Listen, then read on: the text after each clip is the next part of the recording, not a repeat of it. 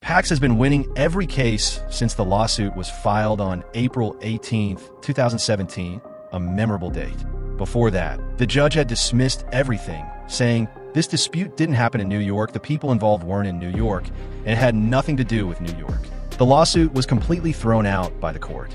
I continue to be perplexed as to why the lawsuit took place in New York. Right after I exposed the Chinese Communist Party on April 19th, they suddenly filed a case in New York, using these lawyers at this court with the judge. We haven't won a case since then. The most outrageous thing is that before and after the case was filed in New York, I was basically sued for a single claim. Everyone should remember this PowerPoint presentation. For those of you who don't understand this lawsuit, there are a few key points. The PX was suing me because Beijing Panga borrowed a high-interest loan of $100 million from them in 2008. They assert that $30 million remains unpaid from the original loan based on my personal guarantee. But at the end of 2008, a signed contract from Peng showed that it had repaid the $100 million debt, and the PAG admitted it was all returned. They've never denied that Panga had returned the $100 million loan. Then they later said, oh, there was still a $30 million debt that you forgot to repay. Can you see the contradiction here? They admitted the $100 million repayments, and Pangu only borrowed $100 million from you in total. So, how could there still be another $30 million? Then the PAG said, if Pangu won't return money to me, then you have to fulfill your guarantor obligations. I was asked to fulfill my guarantor obligations. I've never denied that I provided a personal guarantee, but I did say that in the end of 2008, I signed a three-party settlement agreement. Once Pangu repaid the money, my personal guarantee relationship ended. The PAG also provided documents stating that I had repaid the $30 million with signatures, and they sued me for that. I informed the court that all the documents produced after 2009 were fraudulent. Please authenticate them. The U.S. courts had rejected the case, and it had absolutely nothing to do with this place.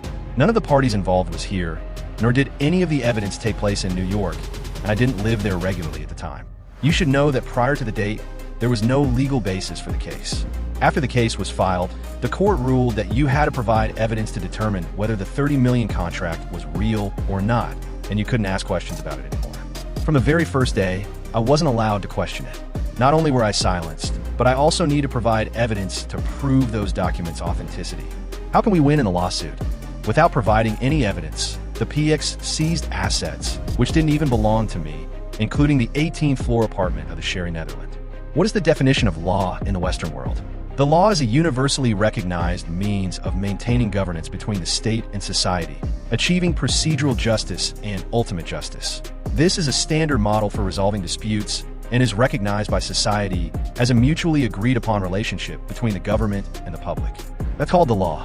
Is the procedure just? Everything in this process is already unjust. Is the purpose just? The Pax's purpose of coming here to sue me is clear. The simplest thing in the US is to find out who purchased the property on the 18th floor. Is the money Miles? One can easily trace back generations to see if the money is Miles. This is the simplest principle in the West. The money didn't come from Miles Gua. So, where did it come from? If it is mine, I had to earn it and have an account. The money wired to purchase New York's Sherry Netherlands clearly came from the family fund and Gui Qiang, my son, an independent adult. How did it become mine? Not only that, but the boat belongs to the family fund under Guomei. The lawyers insisted that because I am their father, the money must be mine. You see, what an absurd conclusion. When the case was presented to the judge, he ruled that the 18th floor belonged to me, Miles Gua, and was under my shell company. The judge simply ruled that I used a shell company, but didn't investigate where the money came from. Please keep in mind that before this case, there was a similar case like the Marue rape case. It changed from the blue panties to red panties, and the location of the incident was moved from New York City to the Bahamas and finally to London. Additionally, there were 3 unsuccessful attempts at rape, with the victim ultimately remaining a virgin. One can imagine how thick the hymen is, and in the end of the Marue rape case, the blood was all over the bed. This case was very similar to the Marue rape case, and these were all manipulated by Bruno Wu.